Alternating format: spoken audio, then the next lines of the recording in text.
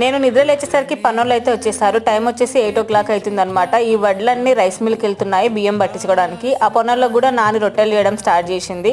బాపుకి కుందేళ్ళు గొర్రెలు ఇవన్నీ పెంచడం అయితే బాగా ఇష్టం. ఒక గొర్రె పిల్ల చనిపోతే దానికి తోడు ఇంకో గొర్రె పిల్లని కూడా తీసుకొచ్చేసాడు. ఇక్కడ డబల్ రోడ్ పడుతుంది కదా, అటువైపు ఇటువైపు చాలా చెట్లు అయితే కొట్టేశారు. ఇప్పుడైతే వరిచేను కోయడానికి మిషన్లు వచ్చాయి, కానీ నేను చిన్నగా ఉన్నప్పుడు అయితే వరిచేను కోయడానికి కొడవలతో మనుషులనే పెట్టించేవారు. ఒక్కొక్క కూలికి 6 మానకల వడ్లు అయితే పెట్టేవాళ్ళము. వరి కోసిన తర్వాత ఆ వడ్లు ఇంటికి రావడానికి అయితే చాలా డేస్ పట్టేది. ఆ వరి కోసిన తర్వాత అవి తీసుకొచ్చి కలంలోకి వేసి ఎడ్లను తీసుకొచ్చి బంతి కొట్టించి ఇట్లా చాలా టైం అయితే పెట్టేది. ఇప్పుడైతే మొత్తం వరి మిషన్లు వచ్చేసరికి డైరెక్ట్ మనకు వడ్లు వచ్చేస్తున్నాయి. అవి ఎండబెట్టి రైస్ మిల్క్ అయితే వేసేస్తున్నాము. అక్క వాళ్ళ ఇంటికి వచ్చి చూస్తే రోడ్డుకి అటువైపు ఇటువైపు ఫుల్గా చెట్లు కొట్టేశారు. నాకు అనిపిస్తుంది మనం ఏం చేసినా కూడా నేచర్ని డిస్టర్బ్ చేయొద్దు, కానీ డబల్ రోడ్ అని చెప్పేసి అటువైపు ఇటువైపు ఫుల్గా చెట్లు కొట్టేశారు. అగో అక్కడ కనిపిస్తున్న మా హై స్కూల్ కూడా నాకు కనిపిస్తూ ఉంది. అసలు ఒక హై స్కూల్ కూడా కనిపించేది కాదు మేము ఉన్నప్పుడు.